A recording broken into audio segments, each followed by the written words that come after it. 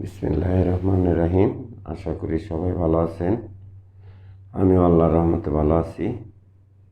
আপনারা দেখছেন নি বাংলাদেশে কখনো বাংলাদেশ পুরোপুরি স্বাধীন হয় নাই, এখনও আবর্জনা আছে।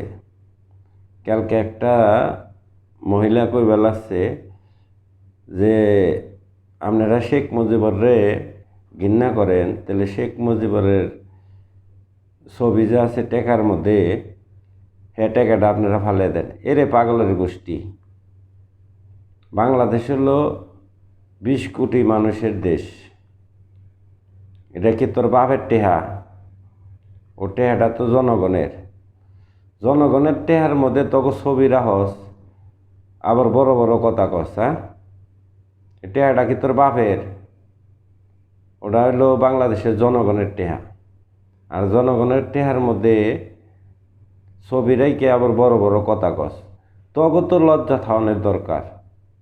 তোকে তো লজ্জা নাই, কথা ভালো মতো কইস। দেশ তোর বাপের না, দেশ হলো জনগণের।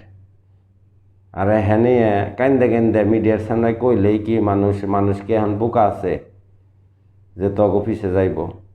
যে অত্যাচারটা 15 বৎসরে করছে, এই অত্যাচারের কথা আজীবন মনে রাখবো। ভালো হয়ে যাইস, অন্য সময় আছে ভালো আর ভালো হয়ে যা। এরকম আজিরা কথা কইয়া মানুষের বিভ্রান্ত করা হারবি না। ভালো হয়ে যা, বুঝছ? তোর আর বেশি কিছু কইলাম না, তুই মহিলা মানুষ, খারাপ কথা কইলাম না।